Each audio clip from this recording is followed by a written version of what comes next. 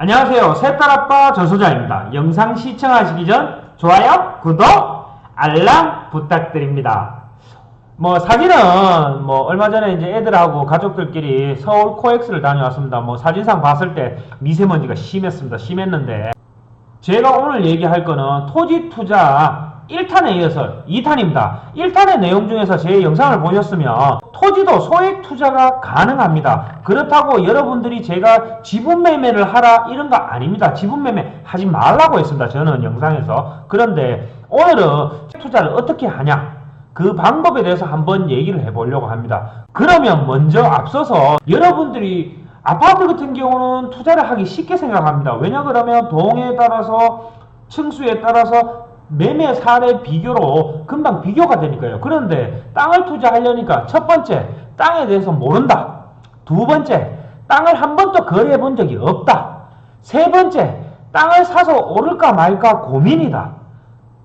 땅을 모르니까 당연히 오를지 안 오를지도 모르죠. 그러다 보니까 전화를 받든 이제 토지 개발 사업자, 기획부동산이죠. 그런 분들을 통해서 이제 땅을 매입을 하거나 아니면 지인분 소개, 아니면 아는 사람 소개, 친척 소개, 그렇게 하여서 토지를 매입을 하는 경우가 있습니다. 그러면 제가 이 땅에 대해서 여러분들이 걱정하시는 것을 전부 해결할 수 있는 방법 저도 한번 해봤습니다. 그런데 그러면 여러분들이 토지 투자를 할 때 걱정도 되고 염려도 되고 한 번도 안 해봤으니까 어렵다고 생각합니다. 한 번도 안 해봤으니까 안 하는 거예요. 그죠? 만약에 내가 여기 토지를 투자를 해서 재미를 봤다 그러면 계속 토지를 할 겁니다. 아파트를 왜 다주택자가 생겼을까요?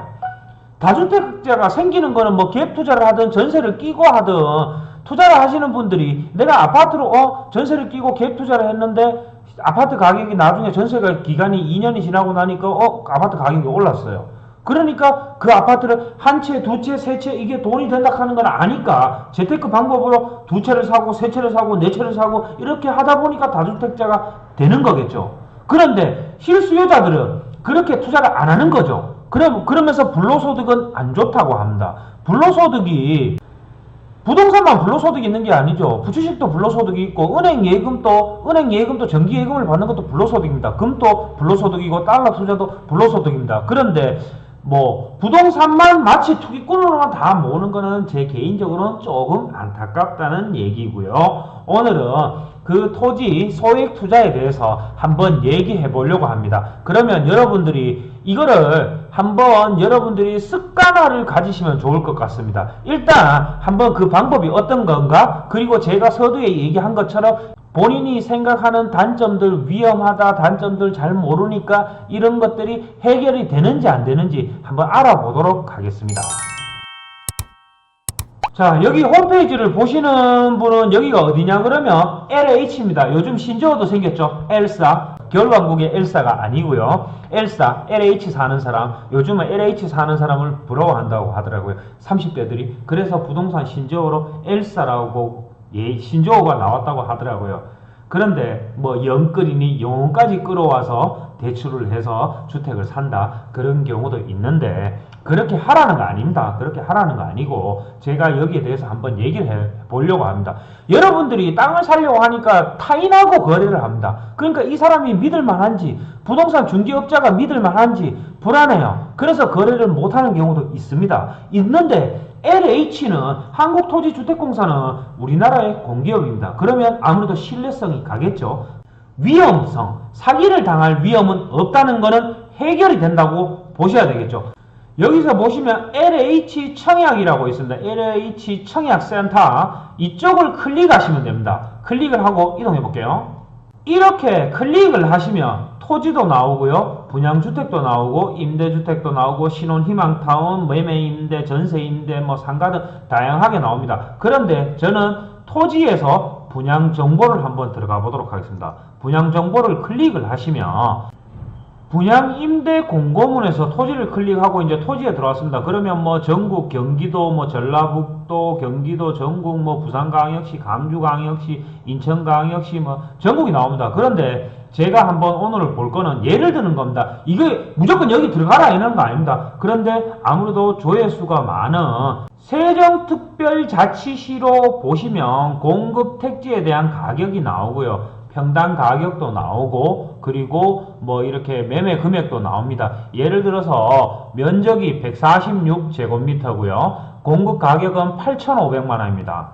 그러면 실질적으로 약 44평입니다. 44평에 공급 가격은 8,500만 원이니까 약 뭐 한 200만 원 조금 안 되는 금액이겠죠. 그러면 여러분들이 여기에 입찰을 합니다. 그런데 지금 제가 한 가지 예를 드는 거는 현재 세종특별자치시 같은 경우는 추천 방식입니다. 그러니까 주소지가 그쪽에 있어야 여기에 신청할 자격이 되겠죠. 그런데 간혹 가다가 제가 이제 왜 이거를 예를 드냐 하면 일단은 주거 전용 택지가 그렇게 많지가 않아요. 간혹 가다가 나오기 때문에 택지는 아무래도 도시에 개발이 되면 아파트도 들어설 거고 여러 군데 공동주택이 들어서겠죠. 공동주택도 들어설 거고 학교도 들어설 거고 근생용지도 있을 거고 상업시설 용지도 있을 거고 그 다음에 택지가 있을 거고 택지 중에서도 주거 전용이 있을 거고 점포 겸용 주택이 가능한 토지도 있습니다. 그런데 이게 추첨이 아닌 통상적으로 이거는 지금 이주자 택지 전용이다 보니까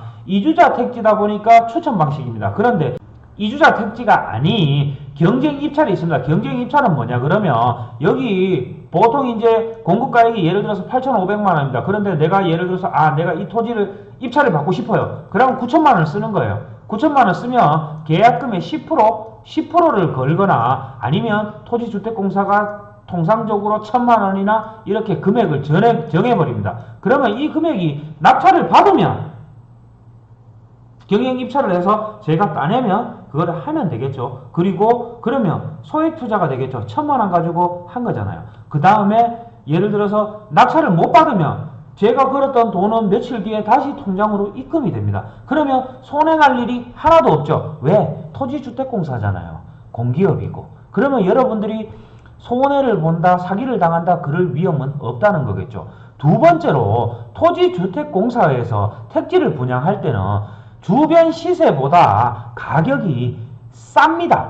지금 제가 한 가지 예를 든 건데 여기에 이제 여러분들이 팜플렛이라고 있습니다. 물론 이제 토지주택공사 그 지역에 토지주택공사의 지점에 가시면 팜플렛을 받으러 가셔도 돼요. 저는 받으러 갔거든요. 받으러 가셔서 받으시면 돼요. 물론 안 받으시려면 이렇게 PC로 하시면 됩니다. 팜플렛을 잘 만들어 두었습니다. 그리고 조감도도 이렇게 나오고요. 지금 이제 이게 화면이 꽉 다 안 나와서 그런데 어떤 지역이다. 어떤 지역이고 세종특별자치시 예정지역이고 목표 인구는 팜플렛에 다 나와 있습니다. 어떻게 나와 있냐 그러면 제가 화면을 조금 옮겨 볼게요. 목표 인구를 보시면 약 50만 명 50만 명이고 면적은 72.9점 약 한 20만 평 이상 20만 평 이상이고 공급 대상의 토지 위치도 이렇게 친절하게 다 설명을 해줍니다. 해주고 전체 필지 거기에 이제 이렇게 금액이 작습니다. 여러 개 수십 필지입니다. 수십 필지가 다양하게 가격이 나옵니다. 물론 위치마다 틀리겠죠. 예를 들어서 요런 코너 땅은 더 비싸겠죠. 요런데 코너 땅은 조금 더 비싸겠죠. 그리고 이거는 이 도로변에 여기는 한 2차선 도로가 되겠죠. 그런데 여기 도로가 더 비싸겠죠. 차량이 더 많이 다니겠죠. 그러면 이쪽에 코너 땅은 입구 쪽이잖아요. 이쪽이 더 비싸겠죠. 그런데 이 안쪽에 들어가는 땅은 속땅은 중간에 낑긴 땅 그거는 좀 더 저렴하겠죠. 그러니까 이렇게 필지별로마다 가격이 다릅니다. 그런데 내가 입찰을 들어가기 전에 지금은 여기 세종은 제가 예를 드는 거기 때문에 여러분들이 지금은 세종 같은 경우는 이주자 택지이기 때문에 추천 방식이지만 이게 경쟁 입찰이 있습니다. 경쟁 입찰이 있는 거는 제가 예를 보여드리기 위해서 이렇게 택지를 보여드리기 위해서 이렇게 설명을 해드리는 겁니다. 그러면 여기에 가격에 따라서 본인이 내가 평당 생각 금액을 얼마나 하는지 그렇게 보시면 좋겠죠. 왜 소액 투자가 되냐 그러면 팜플렛 끝부분에 가보시면 물론 이제 그 중간에는 이 행정도시가 어떻게 개발될 예정이고 공동주택 부지는 어디에 있고 택지는 어떻게 있고 그렇게 구획 정리가 잘 정리된 신도시입니다. 신도시가 되는데 끝부분에 가면 대금 납부 방법이 있습니다. 대금 납부 방법이 3년 분할 납부로 무이자입니다. 무이자.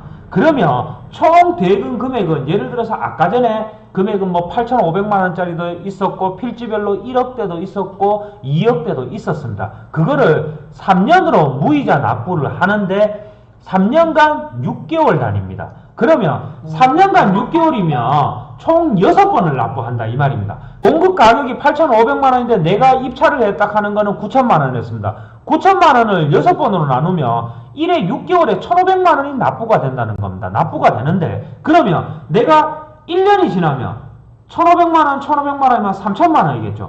3천만원을 투자를 해가 1년이 됐어요. 1년이 지나면 주변 시세에 따라서 이 토지를 내가 꼭 안 해도 되겠죠. 아파트 분양권처럼 매매를 해도 되겠죠. 왜냐하면 이런 이주자 택지 같은 경우는 매매가 안 되겠죠. 조건이 있기 때문에. 그런데 경쟁 입찰은 누구나 민영 아파트 같으면 민영 아파트 내가 아파트 사가지고 당첨돼가지고 팔아도 상관없잖아요. 투기지역이거나 투기가열지구나 조정지역 뭐 분양권 전매 제한이 있는 곳이 아니면 내가 사가지고 바로 파셔도 돼요. 그죠? 그러면 토지도 이렇게 소액 투자가 된다는 것입니다.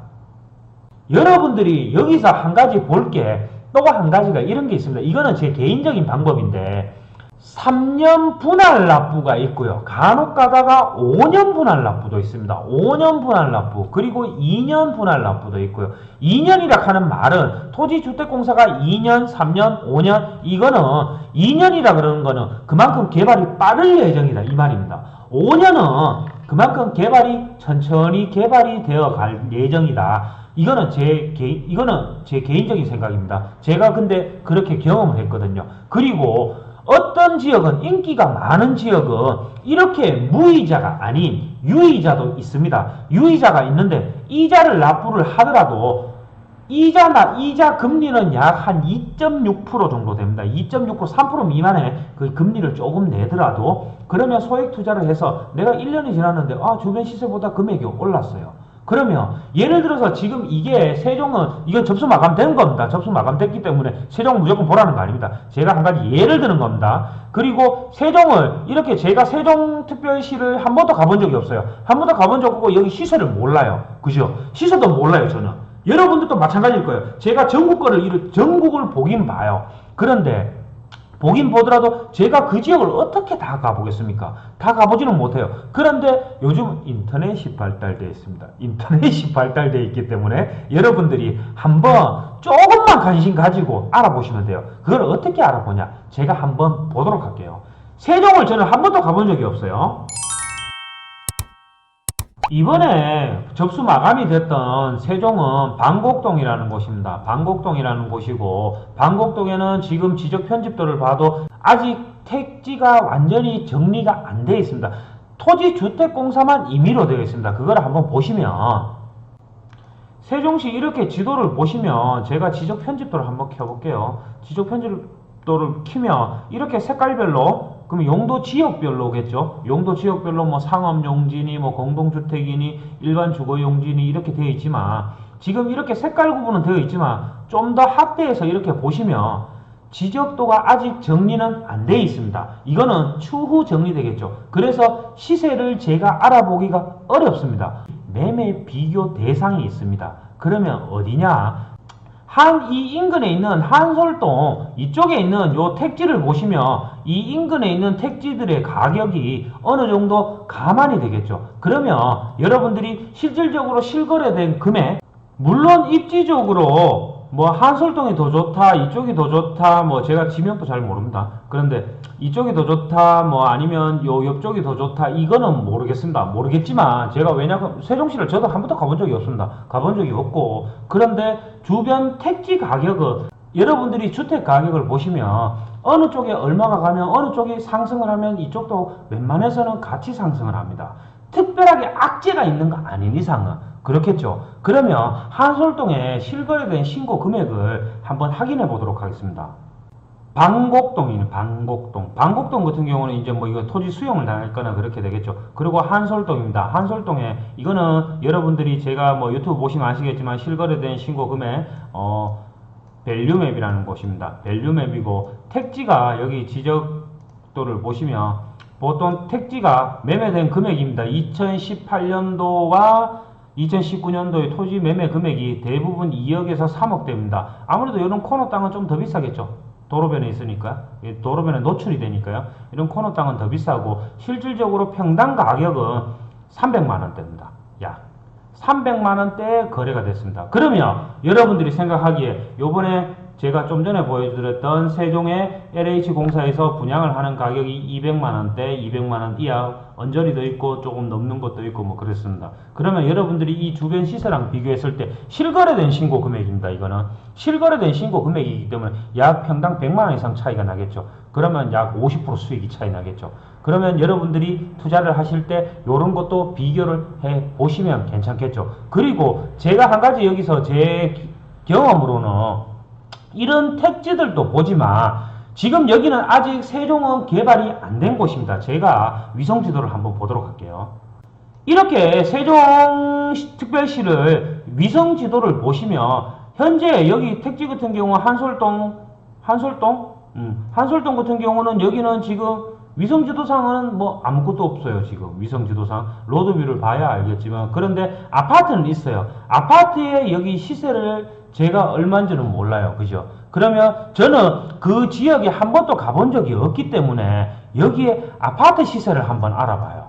아파트 30평대 아파트가 얼마가 가며 그 다음에 택지 가격도 비교를 해요. 그리고 나서 내가 여기에 접근을 해도 되겠다 안 되겠다 투자를 생각하는 입장에서 여러분들이 결국은 투자는 본인이 노력하고 공부를 해야 돼요. 여기서 아파트 시세 알아보는 거 쉽잖아요. 요즘 호갱노노나 식빵이나 이런 거 보면 아파트 실거래된 금액, 매매 사례 아니면 네이버 부동산에 보셔도 매물들이 나와 있는 것을 확인하실 수가 있습니다. 보통 세종 같은 경우 아파트 가격이 제가 비싼 경우는 6억도 넘는 걸로 알고 있어요. 그러면 단독주택 부지가 지금 평당 300만원대 잡았을 때 3억대였어요. 3억대인데 3억이 안 되죠. 왜냐 그러면 평당 100평이 안 되기 때문에. 그러면 80평대 그러면 평당 300만원 잡아도 3억 이하예요. 그러면 건물을 단독주택을 짓고 그러면 원가 금액은 4억 5억 되겠죠. 저는 건축업자 계산으로 계산을 하는 거예요.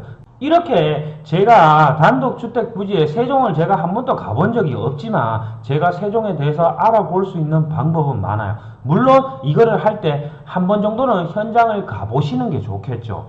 비행기 값이나 내 시간은 투자를 해야 그만큼 제가 제 유튜브를 보시는 분들은 아시겠지만 제가 송도도 가고 부평도 가고 용인도 가고 이렇게 하는 이유는 거기 가서 지도상에 봐서는 책상에 제가 지금 앉아서 유튜브를 찍고 있지만 책상머리에 앉아서는 전부 다 알 수는 없어요.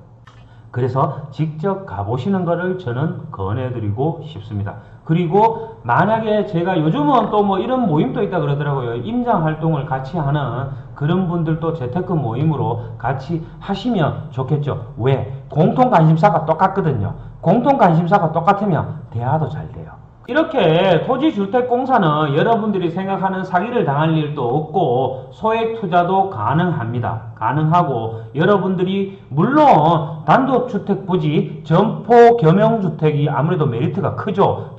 단독주택 부지인데 주거 전용이면 주택만 되겠죠. 그런데 점포 겸용이 된다? 그러면 상가주택도 가능하다는 거겠죠. 상가가 되면 토지의 가치는 더 올라가겠죠. 그런데 여러분들이 이렇게 보시면 뭐 예를 들어서 고향에 근린생활시설 용지다. 지금 이거는 이제 현재 공고 중인 내용입니다. 공고 중인 내용인데 면적이 예를 들어서 뭐 1853, 약 600평 가까이 되죠. 그러면 47억입니다.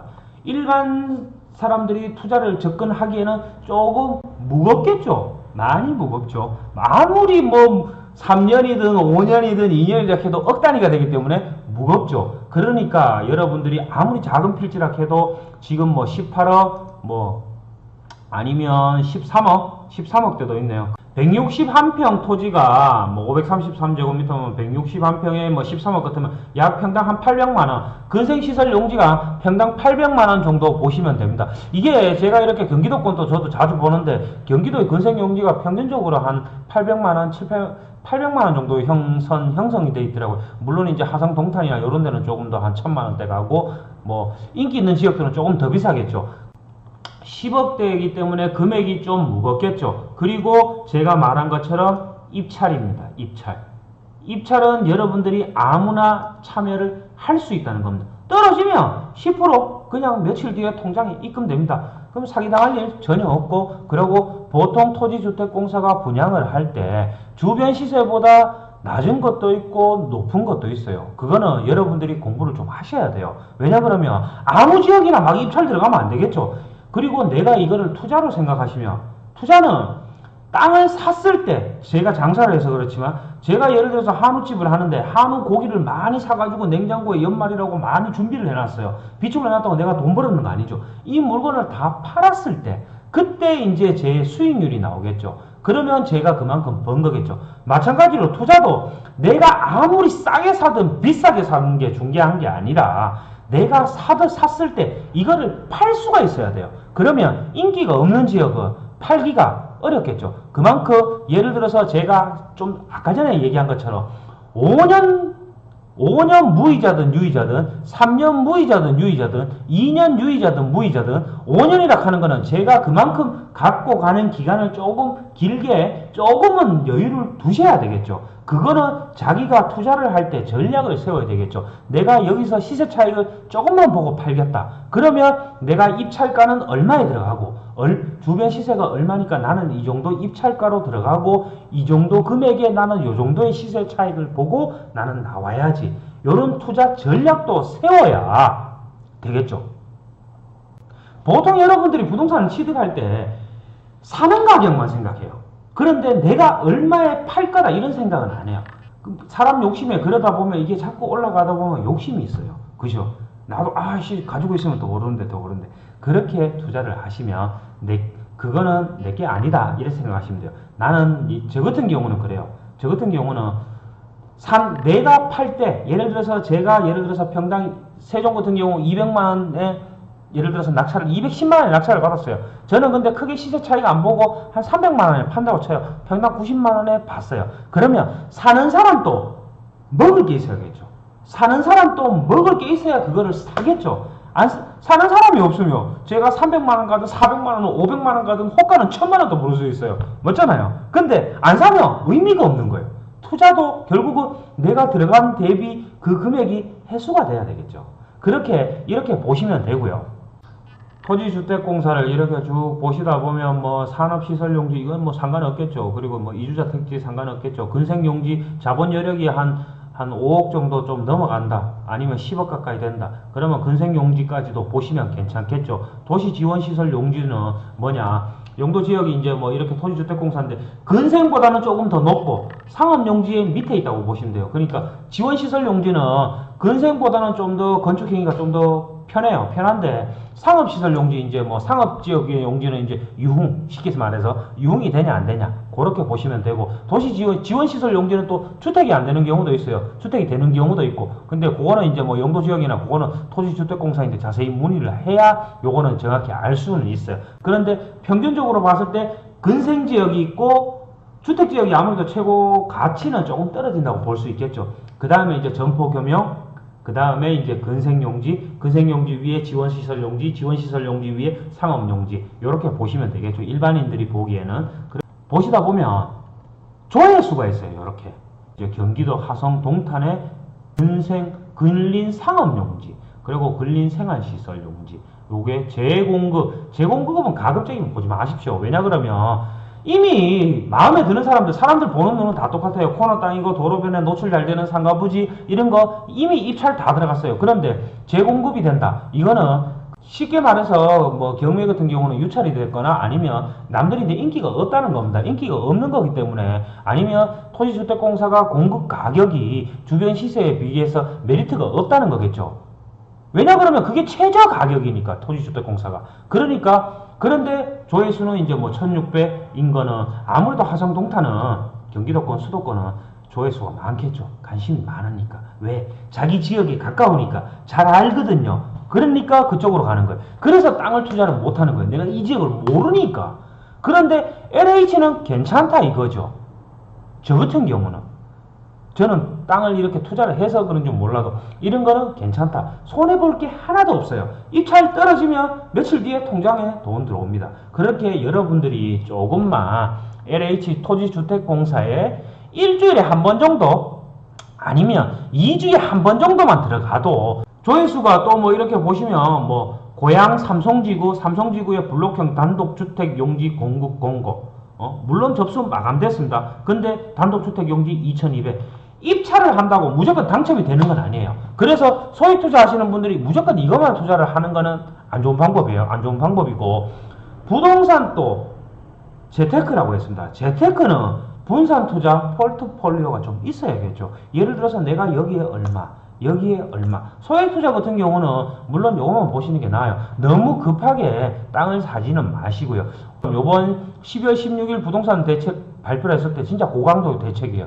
뭐 팔지도 말라는 말이고 그 세제는 강화했고 대출 실질적으로 돈 없으면 집도 못 산다 이 말이에요. 서문형으로. 그리고 대출 규제도 했고 LTV 같은 경우 뭐 9억까지 뭐 40%였는데 이제 9억까지는 뭐 40%, 9억 이상은 20%뭐 이래서 대출 규제도 하고 그러니까 뭐 세제도 강화하고 대출도 규제하고 이런데 물론 이제 뭐 또 그런데 이게 뭐 과연 또 뭐 어떻게 될지 그거는 제가 잘 모르겠어요. 물론 정부에서는 이렇게 대책을 발표할 때마다 부동산을 잡으려고는 하지만 부동산도 하나의 부동산을 대체할 재테크 역할이 있어야 돼요. 현금 유동성은 굉장히 높아요. 그런데 제 유튜브 보신 분들 아시겠지만 2021년도에 현금 유동성은 더 많이 증가할 거예요. 그 돈이 거기에 대선까지 몰려 있으면 아무래도 사람들이 기대 심리가 있어요. 부동산은 심리로 많이 움직여요. 움직이기 때문에 여러분들이 이렇게 조금만 관심을 가지고 신경을 쓰시면 여러분도 성공적인 재테크를 할 수 있다고 저는 생각을 합니다.